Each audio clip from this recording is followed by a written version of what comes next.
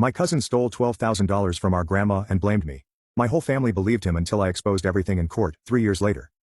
Didn't defend myself. I moved into a cheaper apartment, worked 2 jobs retail during the day, and rideshare at night. I even skipped Thanksgiving and Christmas that year. No awkward dinners. No glares across the table. No Aunt Linda whispering fake concern. But every spare hour I had, I documented. I made spreadsheets, printed copies of IP logs, highlighted account authorizations, downloaded public LinkedIn posts, grabbed screenshots of Brandon's social media bragging about his luxury condo, and work-from-home startup consulting firm. Because you know what they say, receipts talk. And I wasn't just planning to clear my name, I was going to burn him down.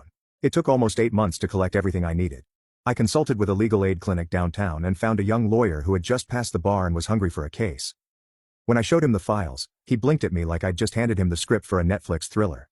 Logan, this is theft. Straight up fraud. You can absolutely go to court with this. But can I win? He looked at me, dead serious. You can do more than win. You can bury him. I filed suit in civil court, fraudulent misrepresentation and financial damages. I didn't tell anyone. Not Mom. Not my siblings. Definitely not Aunt Linda. The subpoena hit Brandon's condo like a missile on a Thursday morning in early June. Aunt Linda called me 3 hours later, breathless. What the hell are you doing? I was at work at the time. I calmly stepped into the break room and said, filing a lawsuit. What does it look like? You're tearing this family apart. Number Brandon did that. I'm just holding the flashlight. She hung up. Typical. Brandon hired a lawyer, of course. A flashy one. Expensive suit, big promises. They tried to play it like the whole thing was a misunderstanding, that maybe Grandma had intended to give him the money, or that she mentioned it verbally. But I had the paper trail. The forged digital signature, the IP logs, the timestamps. The smug Instagram post of him buying a flat-screen TV the day after the money hit his account. It took less than 4 court sessions for the truth to unravel.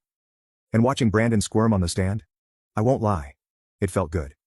He looked like a scared kid. Gone was the confident, arrogant golden boy. In his place was a man backed into a corner with no more lies to hide behind. The judge ruled in my favor. Brandon was ordered to repay the $12,000 plus interest and legal fees. The court called it intentional fraud with malice, which meant it would stay on his record for life. But that wasn't the end. Because when word got out, when family members started talking, it didn't take long for the full picture to come into focus. Brandon had borrowed money from at least 3 other relatives over the years.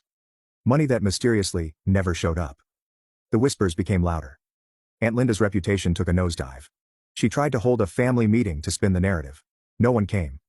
Mom finally reached out. I'm sorry, she said, her voice cracking. I should have believed you. I didn't say anything. Because apologies don't unburn bridges, especially not the ones you lit yourself. The thing about people like Aunt Linda is, they never believe consequences apply to them. Even after the court ruling. Even after Brandon was publicly embarrassed and ordered to pay restitution.